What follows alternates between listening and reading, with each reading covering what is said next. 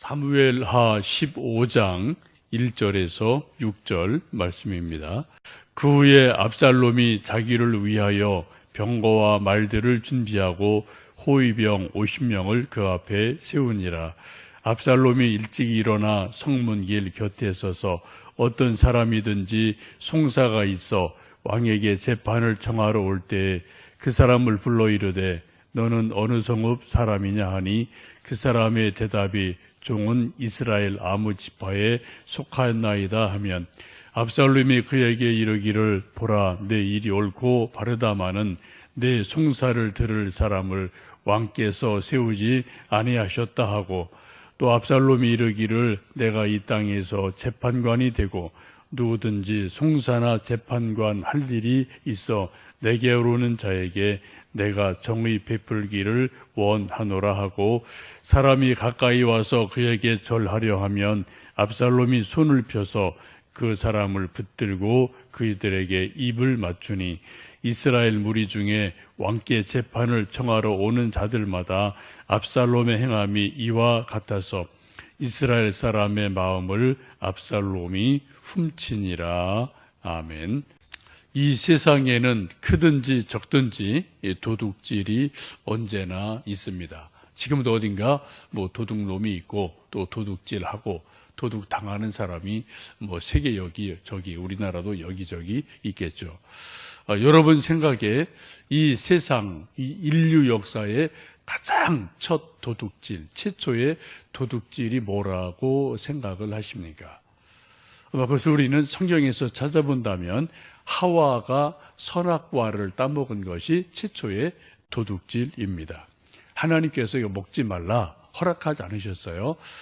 생명나무 열매를 마음껏 먹어라. 다른 건 다 안 먹어도 되는데 선악을 알게 하는 이 나무 열매는 절대로 먹지 마라 라고 먹지 말라고 말씀하셨는데 하와가 말씀을 어기고 몰래 따 먹었죠. 이것이 최초의 인간의 도둑질이 되고 아담은 이제 공범이 되게 됩니다. 여러분 우리도 지금 세상에서 음식점, 슈퍼, 또 사과밭, 빵집 수많은 먹을 것들이 많은데 우리가 배고파서 빵집 가서 주인님 좀 배가 너무 고픈데 빵 하나 좀 먹고 싶은데 좀 주세요. 그래서 주인이 딱 해서 빵 하나 두 개 골라 드세요. 그럼 그거 도둑질 아니에요. 허락 받았으니까.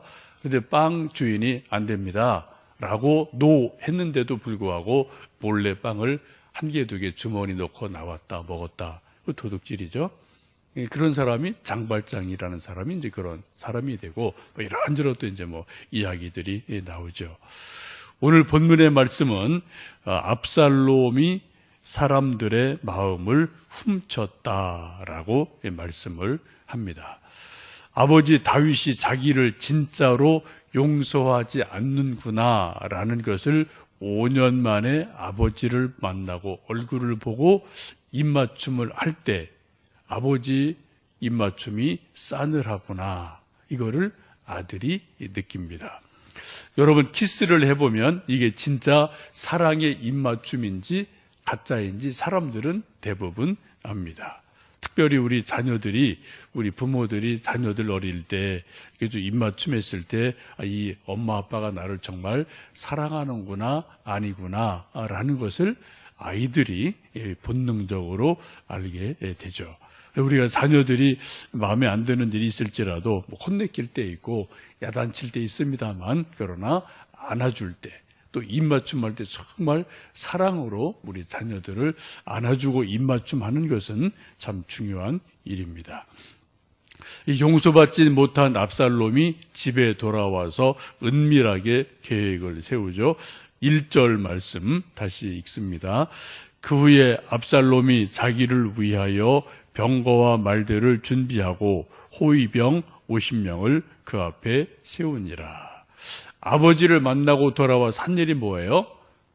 무장을 하기 시작합니다. 50명의 사병을 기릅니다. 호위병을 50명이나 길러요. 그리고 병거, 말들을 준비합니다. 기병을 준비한다는 거죠. 병거는 요즘 말로 말하면 탱크거든요. 그런 이제 무기를, 최신의 무기들을 준비를 하게 됩니다. 왕자이면은 왕의 아들이고 왕의 신하가 되죠. 자기를 위하지 않고 무슨 일을 하든지 왕을 위해서, 나라 위해서 해야 되는데, 오늘 말씀 보시면은 1절에 그렇게 말씀하죠. 그 후에 압살롬이 자기를 위하여, 나를 위해서, 자기를 위해서 말도 기르고 좋은 말 사고 병거를 만들고 군사들을 모아서 훈련하는 그러한 일들이 일어납니다. 인생의 모든 것이 여기서 이제 비틀어지는 거죠. 성경은 우리에게 하나님의 영광을 위하여 하라.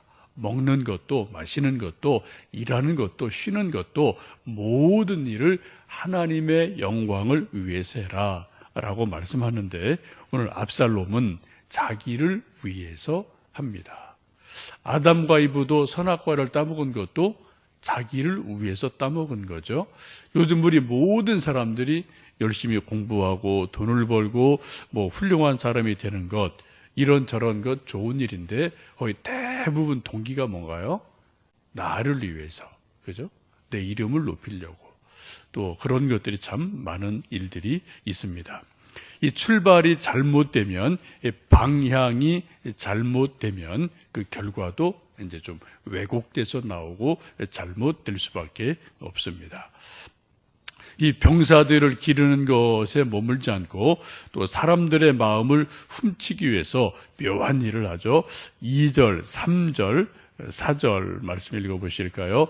압살롬이 일찍 일어나 성문길 곁에 서서 어떤 사람이든지 송사가 있어 왕에게 재판을 청하러 올 때에 그 사람을 불러 이르되 너는 어느 성읍 사람이냐 하니 그 사람의 대답이 종은 이스라엘 아무 지파에 속하였나이다 하면 압살롬이 그에게 이르기를 보라 내 일이 옳고 바르다마는 내 송사를 들을 사람을 왕께서 세우지 아니하셨다 하고 또 압살롬이 이르기를 내가 이 땅에서 재판관이 되고 누구든지 송사나 재판할 일이 있어 내게로 오는 자에게는 내가 정의 베풀기를 원하노라 라고 말합니다. 이제 성문에, 큰 성문 곁에 가서 사람들이 오고 갈 때 왕에게 무슨 이제 송사할 일, 시시비비를 가려 주십시오라고 재판하러 올 때 또 그런 사람이 좀 눈에 뜨이면 어떻게 해요? 불러서 어디서 옵니까? 어느 지파 사람입니까? 무슨 일입니까? 라고 묻고 당신 말이 옳습니다. 당신이 참 바릅니다. 라고 편을 들어주고 하는 말이 뭔가요? 왕께서 당신을 위해서 송사를 맡을 재판관을 세우지 않았습니다.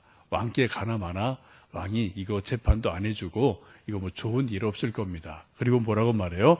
내가 재판관이 돼서 당신 일을 재판해 주겠소. 내게 오면은 정의를 베풀어 주겠소.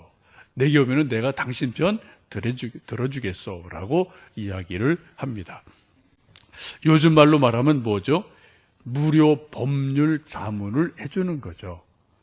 왕자니까 또 우리 어제 말씀 보신 것처럼 이스라엘 가운데 압살롬 같이 잘생긴 사람이 없다 그랬죠. 정수리부터 발까지 흠이 없었다. 또 머리가 치렁치렁했다. 하여튼 잘생긴 미남에다가 또 왕의 아들이다가 또 하여튼 말도 잘하겠죠. 또 법률도 왕자니까 나름대로 여러 가지가 잘 알겠죠. 이런 것들을 가지고 사람들에게 접근해서 무료 법률 자문을 해주고 내가 당신 편 들어주겠어 라고 이야기를 합니다. 요즘도 변호사비가 좀 비싸죠. 그래서 보통 사람들이 무슨 어려운 일이 있을 때 법률 자문을 받고 싶어도 이게 마음대로 변호사 만나질 못해요. 만나면 또 100만 원이요, 1000만 원이요, 돈부터 얘기를 하니까 우리 보통 사람들이 변호사 사기가 쉽지 않은 그런 시대인데 옛날도 마찬가지겠죠. 그래서 지금 아주 잘생긴 꽃미남 왕자 압살롬이 사람들을 만나서 내가 당신 편 들어주겠소. 당신이 옳소. 라고 무료 법률 자문을 해주는 일들이 계속해서 일어납니다. 5절 보시면 그 사람이 감사해서 절하려고 하면은 압살롬이 손을 펴서 붙들고 무슨 절입니까? 나나 당신이나 같은 사람입니다. 내가 당신을 정말 좋아해서 사랑해서 이렇게 무료로 법률 자문해 주는 겁니다. 라고 말을 해주고 입맞춤을 하게 됩니다. 이런 왕자의 친절, 법률 자문, 전문성, 입맞춤 이런 걸 통해서 사람들이 압살롬 만난 사람은 다 압살롬의 팬이 되어버려요. 다윗 왕의 팬이 아니라 압살롬의 팬이 되어버리는 그런 일들이 일어납니다.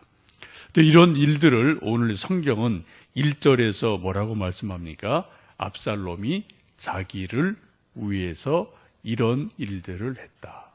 사병들을 모으고 무료 법률 자문해주고 다 사람들 마음을 이렇게 좀 움직였다라고 말씀을 하게 되죠. 이런 것을 성경은 한마디로 6절에 그렇게 말씀합니다. 6절 말씀 같이 읽습니다. 이스라엘 무리 중에 왕께 재판을 청하려 오는 자들마다 압살롬의 행함이 이와 같아서 이스라엘 사람의 마음을 압살롬이 훔치니라.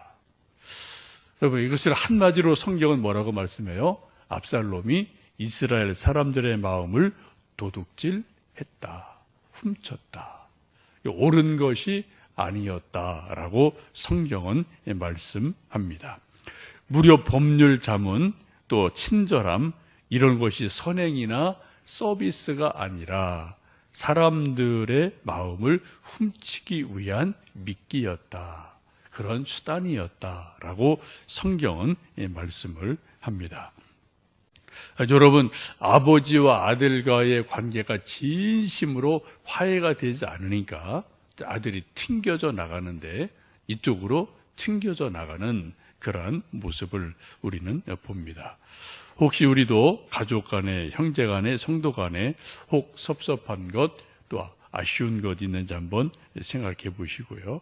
우리가 서로 사랑하되 진심으로 사랑해서 이러한 오해 혹은 이런 불필요한 일들이 일어나지 않는 평화의 사람, 또 화목의 사람, 이런 일들을 우리가 또 만들어가는 오늘 하루 되시기를 주님의 이름으로 축복합니다. 함께 기도하겠습니다.